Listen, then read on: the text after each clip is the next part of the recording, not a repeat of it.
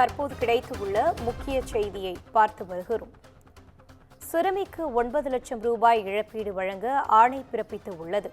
POCSO வழக்கை முறையாக விசாரிக்காததால் பாதிக்கப்பட்ட சிறுமிக்கு ரூபாய் 9 லட்சம் இழப்பீடு வழங்க வேண்டும் என்று ஆணை பிறப்பித்து உள்ளது. தமிழக அரசுக்கு மாநில மனித உரிமை ஆணையம் உத்தரவு பிறப்பித்து உள்ளது. அண்மை செய்தியாக பார்த்து வருகிறோம்.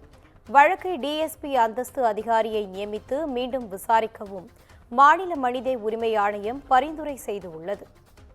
15 வயது சிறுமியை பாலியல் வன்கொடுமை செய்து பாலியல் தொழிலில் தள்ளியதாக அவரது தந்தை வேலூர் அனைத்து மகளிர் காவல் நிலையத்தில் புகார் அளித்திருந்தார்.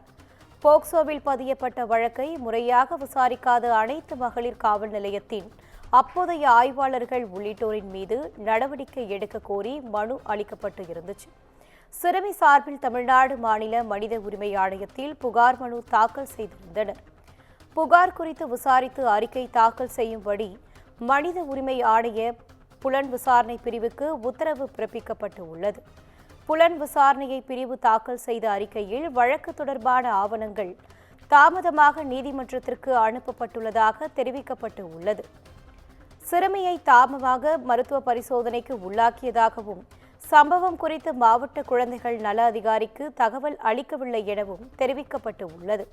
தற்போது கிடைத்துள்ள அண்மை செய்தியாக பார்த்து வருகிறோம். வேலூர் அனைத்து மகளிர் காவல் நிலைய ஆய்வாளர்கள் உள்ளிட்டோர் பாதிக்கப்பட்ட சிறுமியின் வாழ்க்கையில் விளையாடி உள்ளனர் என்று மனித உரிமை ஆணையம் தெரிவித்து உள்ளது. இது குறித்தான கூடுதல் தகவலோடு இணைகிறார் எமது செய்தியாளர் சக்திவேல்.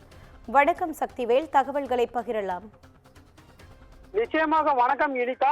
போக்சோ வழக்கு முறையாக விசாரிக்காததால் பாதிக்கப்பட்ட சிறுமிக்கு 9 லட்சம் ரூபாய் இழப்பீடு வழங்கும்படி தமிழக அரசுக்கு உத்தரவிட்ட மாநில மனித உரிமை ஆணையம் இந்த வழக்கை டிஎஸ்பி அந்தஸ்து உள்ள அதிகாரியை நியமித்து மீண்டும் விசாரிக்கவும் பரிந்துரைத்துள்ளது.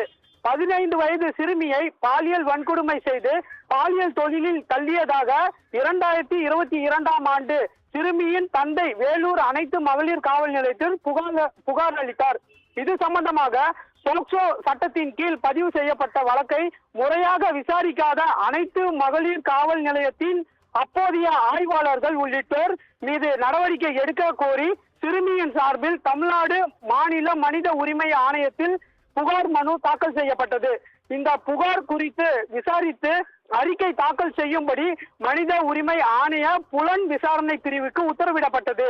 அதன்படி விசாரணை நடத்திய புலன் விசாரணை பிரிவு தாக்கல் செய்த அறிக்கையில் வழக்கு தொடர்பான ஆவணங்கள் தாமதமாக நீதிமன்றத்திற்கு அனுப்பப்பட்டுள்ளதாகவும் பாதிக்கப்பட்ட சிறுமியை தாமதமாக மருத்துவ பரிசோதனைக்கு உட்படுத்தப்பட்டதாகவும் சம்பந்தப்பட்ட குறித்து மாவட்ட குழந்தைகள் நல அதிகாரிக்கு தகவல் தெரிவிக்கவில்லை எனவும் இறுதியாக வழக்கு முடித்து வைக்கப்பட்டுள்ளதாகவும் தெரிவிக்கப்பட்டது.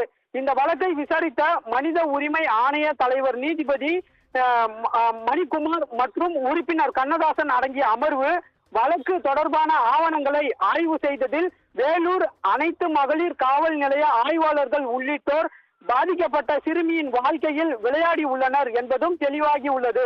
மகளிர் போலீசார் சட்டப்படி தங்கள் கடமையை செய்யாமல் புறக்கணித்துள்ளதன் மூலம் மனித உரிமையை மீறி உள்ளனர் என்பதும் நிரூபணமாகியுள்ளதால் பாதிக்கப்பட்ட சிறுமிக்கு 9 லட்சம் ரூபாய் இழப்பீடாக வழங்க வேண்டும் என்று தமிழக அரசுக்கு உத்தரவிட்டனர். இந்த தொகையை அப்போதைய காவலர்கள் மற்றும் காவலர்களிடமிருந்து வசூலித்து கொள்ள பரிந்துரை செய்த மனித உரிமை ஆணையம் இந்த போக்சோ வழக்கை டிஎஸ்பி அந்தஸ்து அதிகாரியை நியமித்து மீண்டும் விசாரணை செய்து 3 மாதங்களில் இறுதி அறிக்கை தாக்கல் செய்யவும் உத்தரவிடப்பட்டுள்ளது. இனிதா, கூடுதல் விவரங்களை வழங்கியமைக்கு நன்றி சக்திவேல்.